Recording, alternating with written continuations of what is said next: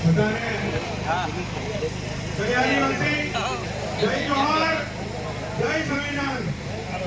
આજે આપણે સૌ અહીંયા ભેગા થયા છે વિહારા ખાતે। આજે કલેક્ટર શ્રીની કચેરીની સામે સર્વેને કહેવા માંગીએ છીએ કે ભૂટુભાઈ વસાવા જે 65 વર્ષથી આદિવાસીઓ માટે લડે છે, એમના હક અને અધિકાર માટે આ સંવિધાનની જે વાત કરવા, જો સંવિધાનની જો વાત કોઈ કરી હોય તો એ છે ભૂટુભાઈ વસાવા। આદિવાસીઓને જ્યારે જ્યારે અન્યાય થયો છે આખા ગુજરાતમાં ઉમરગામથી અંબાજી સુધી, તો એના માટે જે લડત આપી છે એ ભૂટુભાઈ વસાવા।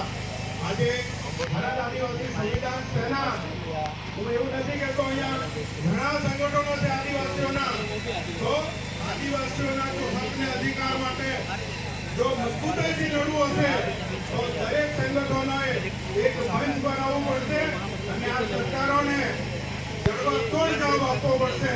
જો આંદોલનના રસ્તે જો આપણને ન્યાય નહીં મળે તો આપણે એનાથી ઉગ્ર આંદોલનો પણ કરવા પડશે। તો આપણા હકના અધિકારો જો આ રીતે છીનવી લેવામાં આવશે, આદિવાસી વિસ્તારોમાં જેટલી સંપત્તિ આવેલી છે, ખનિજ સંપત્તિઓ, તો આજે આ સરકારો આદિવાસીઓ સંપત્તિ બી લૂંટી રહ્યા છે અને આદિવાસીઓને વિસ્થાપિત પણ કરી રહ્યા છે।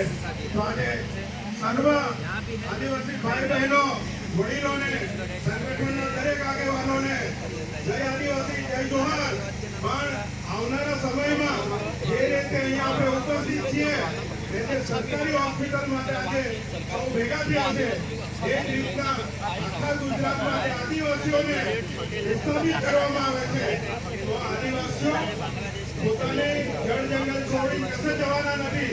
આ વિસ્તાર અનુસૂચિત 5 વિસ્તાર છે, આ કોઈ બાપની જાગીર નથી, આ સરકારોની જાગીર નથી, આદિવાસીઓની જાગીર છે।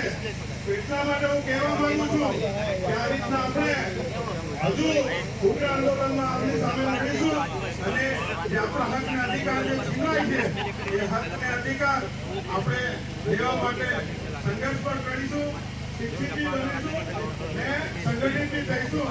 તો બધાને જય આદિવાસી, જય જોહર, જય સંવિધાન।